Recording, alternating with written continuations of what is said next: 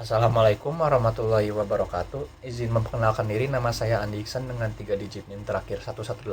Jadi pada kesempatan kali ini saya akan mempresentasikan judul artikel saya yang berjudul Analisis Representatif Konflik Militer dan Kemanusiaan dalam Film Behind Enemy Lines. Jadi pada artikel ini membahas film Behind Enemy Lines yang dirilis pada tahun 2001 dan disutradarai oleh John Moore. Film ini itu berlatar pada konflik Bosnia dan menceritakan seorang pilot Angkatan Laut Amerika Serikat bernama Chris Burnett yang pesawatnya itu ditembak jatuh di wilayah musuh. Nah, setelah itu Burnett itu harus bertahan hidup sambil dikejar oleh pasukan bersenjata. Di sisi lain, komandannya yang bernama Admiral Reigert itu berusaha melakukan operasi penyelamatan meskipun menghadapi batasan komando, prosedur militer, dan juga pertimbangan politik.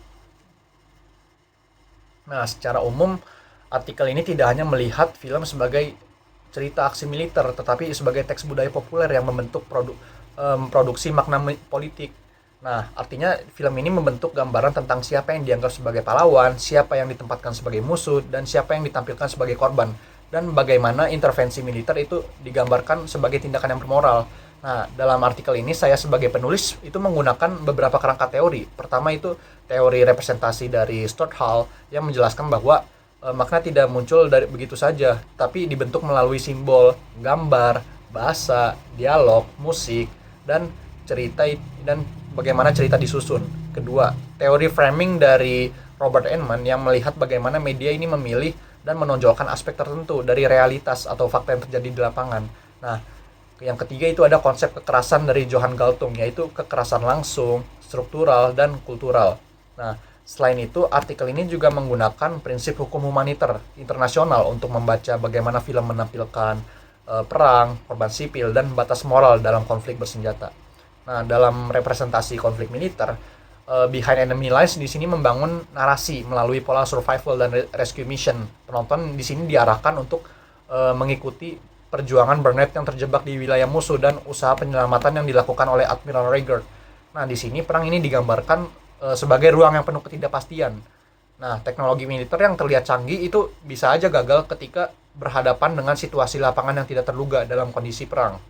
Nah, pada film ini juga menampilkan dilema komando. Di satu sisi militer itu harus tunduk pada rantai komando dan prosedur, namun di sisi lain ada tuntutan moral untuk menyelamatkan nyawa prajurit.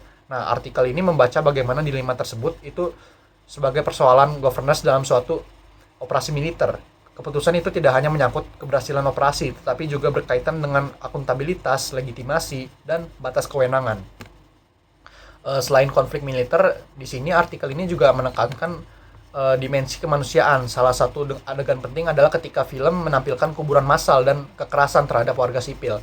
Nah, adegan ini memperlihatkan bahwa perang bukan hanya soal pertempuran antara kombatan, tetapi juga menyangkut penderitaan manusia yang tidak terlihat, yang tidak terlihat secara langsung dalam konflik dalam perspektif hukum humaniter internasional. Nah, dari situasi perang ini, dari perspektif hukum humaniter internasional, warga sipil, orang terluka, dan pihak yang tidak bertempur itu menjadi korban yang terdampak dari situasi perang ini. Nah, namun di artikel ini juga memberi kritik penting. Meskipun film menampilkan penderitaan korban sipil, masyarakat lokal ini tidak banyak diberi ruang sebagai subjek yang memiliki suara dan agensi. Mereka lebih sering tampil sebagai latar penderitaan yang memperkuat alasan mengapa aksi penyelamatan militer barat itu dianggap perlu. Dengan kata lain, kemanusiaan dalam film ini kadang dipakai untuk memperkuat heroisme militer. Nah, kritik lain yang muncul adalah penyederhanaan konflik Bosnia. Konflik Bosnia sebenarnya sangat kompleks karena berkaitan dengan sejarah pecahnya Yugoslavia, nasionalisme etnis, propaganda, kegagalan, perlindungan internasional, dan kekerasan struktural. Namun dalam film ini, kompleksivitas itu sering dipadatkan sebagai pertarungan antara pihak penyelamat dan juga pihak musuh. Akibatnya penonton lebih mudah memahami konflik sebagai cerita hitam putih. Ada pahlawan, ada musuh, dan ada korban yang harus diselamatkan. Nah, artikel ini juga membahas konstruksi musuh. Dalam Behind Enemy Lines, pasukan musuh digambarkan brutal, berbahaya, dan hampir tidak diberi latar belakang sosial maupun politik.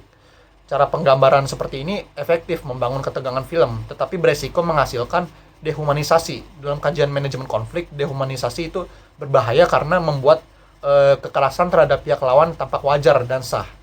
Nah, dari sudut pandang governance, film ini memberi pelajaran bahwa konflik bersenjata itu tidak bisa diselesaikan hanya dengan keberanian personal atau operasi militer cepat. Tapi perlindungan kemanusiaan itu membutuhkan mandat yang jelas dan koordinasi antar aktor, transparansi keputusan, kepatuhan pada hukum, humaniter, dan akuntabilitas atas penggunaan kekuatan. Nah, keamanan yang bernilai publik itu bukan hanya soal mengalahkan musuh, tetapi juga melindungi manusia, mencegah konflik, mencegah korban sipil, dan memulihkan keadilan setelah konflik. Jadi kesimpulannya, Behind Enemy Lines ini berhasil menampilkan ketegangan perang melalui narasi heroisme, teknologi militer, dan operasi penyelamatan.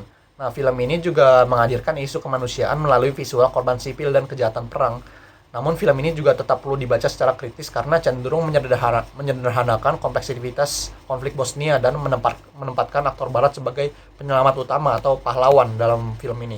Nah, dengan demikian ya, artikel ini menunjukkan bahwa film perang bukan hanya sekedar tontonan, tapi juga medium yang membentuk imajinasi publik tentang perang, kemanusiaan, dan legitimasi intervensi militer. Sekian, terima kasih. Begitu saja presentasi artikel dari saya. Wassalamualaikum warahmatullahi wabarakatuh.